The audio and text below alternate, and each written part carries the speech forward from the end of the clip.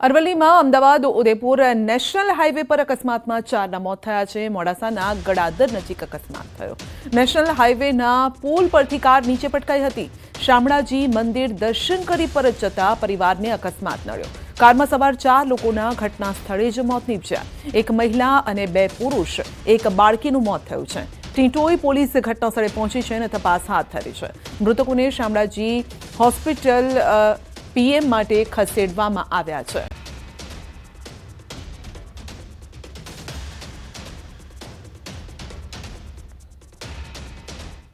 એવું કહેવાય છે કે જ્યાં અન્નનો ટુકડો ત્યાં હરી ઢુકડો।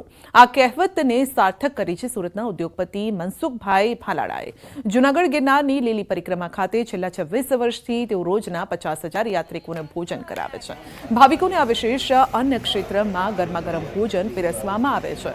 બોરદેવી મંદિરે ખાતેના અન્ન ક્ષેત્રમાં બુંદી, ગાંઠિયા, પૂરી, રોટલી, શાક, દાળ ભાત, મોહનથાળ સહિતના વ્યંજન પીરસવામાં આવે છે। મનસુખભાઈએ જણાવ્યું છે કે તેઓ 500 લોકોની ટીમ લઈને અહીં આવે છે અને 100 જેટલા રસોઈયાઓનો પણ તેમાં સમાવેશ છે। અન્ય ક્ષેત્રનું સંચાલન કરનાર 300 જેટલા લોકોનું ગ્રુપ છે, જે બધા સુખી સંપન્ન પરિવારમાંથી આવે છે અને તેમાંથી ડાયમંડના વેપારી, ઉદ્યોગપતિ, બિલ્ડર વગેરેનો સમાવેશ થાય છે। આ બધા સુરતના રહેવાસી છે।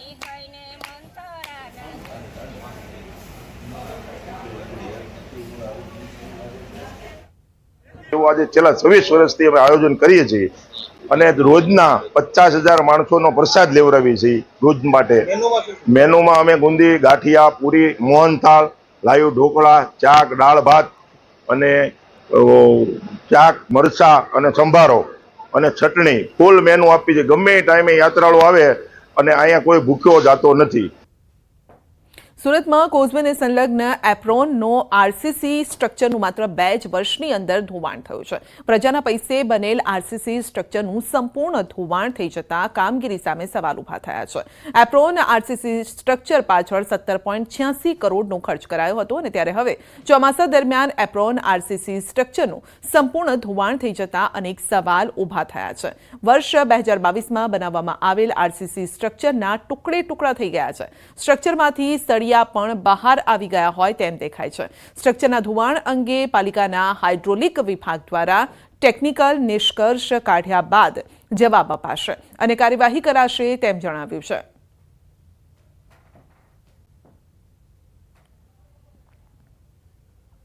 सामान्य रीते जो कोई माणस हत्या करे तो तेने आजीवन कैद अथवा तो फांसीनी सजा थती होय छे, परंतु सूरतमां एक मानवभक्षी दीपड़ाने आजीवन कैदनी सजा थई छे। सूरत जिल्लाना मांडवीथी पकड़ायेल मानवभक्षी दीपड़ो झंखवावमां रिहेबिलिटेशन सेंटरमां प्रथम कैदी बन्यो छे अने हवे ते एक कैदी तरीके पोतानुं बाकीनुं जीवन पसार करशे। प्रथमवार दक्षिण गुजरातमां सूरत जिल्लाना झंखवावमां हिंसक प्राणीओ माटे 1.50 करोड़ना खर्चे पुनर्वसन केन्द्र तैयार करायुं छे। आ पुनर्वसन केन्द्रमां हाल मांडवीमां पकड़ायेल दीपड़ो प्रथम कैदी बन्यो छे અને આ દીપડાએ દિવાળીના તહેવાર સમયે માંડવીના ઉશ્કેર રામકુંડ ખાતે 7 વર્ષીય બાળક પર હુમલો કર્યો હતો અને જેમાં બાળકનું મોત થયું હતું। જ્યારે કે ભવિષ્યને ધ્યાનમાં રાખીને માંડવીમાં જ બીજું રિહેબિલિટેશન સેન્ટર બનાવવા માટે તજવીજ હાથ ધરાઈ છે।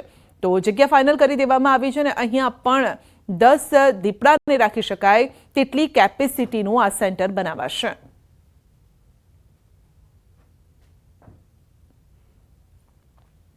लेपर्ड रेस्क्यू और रिहेबिलिटेशन सेंटर हम मतलब इनका वो स्टार्ट कर दिया है। इसके अंदर टोटल मतलब इनका 10 लेपर्ड रखने के लिए हमारा पास मतलब इनका बेसिक सुविधा है।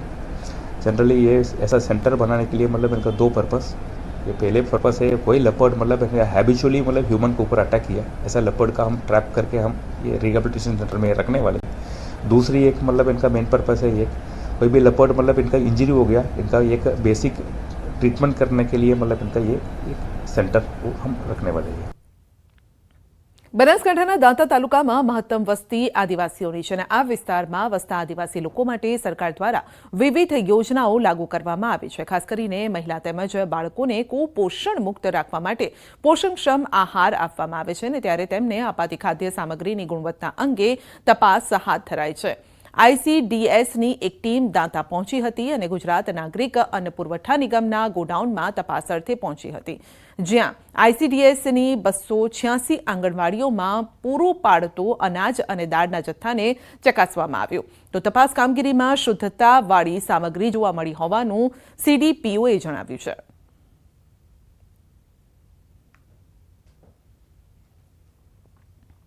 ભાવનગરમાં બોર તળાવ નજીક ધોબી સોસાયટી વિસ્તારમાંથી પસાર થતા વાહન ચાલકો છેલ્લા 9 મહિનાથી પરેશાન છે. રોડ પહોળો કરવા અને નવો બનાવવા મોટા ઉપાડે દબાણો તો દૂર કરાયા, પરંતુ 9 મહિના બાદ પણ આજ દિન સુધી રોડનું કામ નથી થયું. સ્થાનિકોનો દાવો છે કે તેના કારણે અગવડતા અનુભવાય છે. રોડનું ડિમોલેશન આમ માનીએ તો 1 વર્ષ દિવસ પહેલા ડિમોલેશન કરી નાખ્યું હતું અને આપને એવું લાગતું હતું કે તાત્કાલિક યુદ્ધના ધોરણે આ રોડની કામકાજ પૂરું થઈ જશે, પણ કોઈ સંજોગ એવા આવ્યા કે રોડનું કામ થયું નહીં. ખાડા ખોદીને વ્યા જતા હતા. હાલમાં હવે થોડું ઘણું રોડનું કામ શરૂ કર્યું, પણ ભરતી ભરીને વ્યા જાય છે. તો અમારે સરકાર પાસે એવી માંગણી છે કે જે મકસદી આ પ્રજાના હિત માટે તમે જે રોડ કાઢ્યો છે તો તાત્કાલિક યુદ્ધના ધોરણે આ રોડનું કામકાજ પૂરું કરે એવી અમારી આ રજૂઆત છે. અત્યારે રોડનો જે ROW છે ટોટલ 18 મીટર, એનો અમે ડિવાઈડર 2 લેન રોડ હવે પેવર કરવાનું કામનું DPR બની ગયું છે અને એમાં એક માઇનોર બ્રિજ બનાવવાનો છે.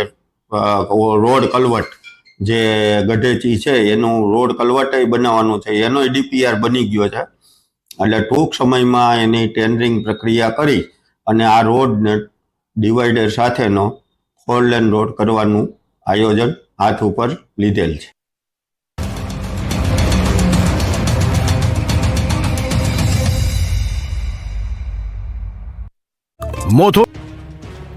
વલસાડ જિલ્લાની પારડી નગરપાલિકાનું ઊંઘતું તંત્ર હવે હરકતમાં આવ્યું અને શહેરમાં રખડતા પશુઓને ઝડપી લેવા પ્રયાસો હાથ ધર્યા. પાલિકાના પશુ પકડવાના આ અભિયાન અંતર્ગત 8 પશુઓને ઝડપી તેમને ઉમરસાડી ગૌશાળામાં રખાયા છે.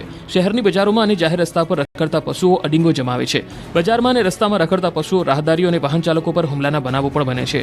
સાથે જ આ પશુઓને કારણે અકસ્માતો પણ સર્જાય છે. આથી રખડતા પશુઓની સમસ્યાથી છુટકારો અપાવવા માટે અનેકવાર સ્થાનિકોએ પાલિકાને રજૂઆત કરી. જો કે પારડી નગરપાલિકામાં અત્યારે વહીવટદારનું શાસન ચાલતું હોવાથી છેલ્લા કેટલાક સમયથી શહેરમાં રેઢિયાર વહીવટ ચાલતો હોય અને પારડી રણીધણી વગરનું હોય તેવી પરિસ્થિતિ હતી.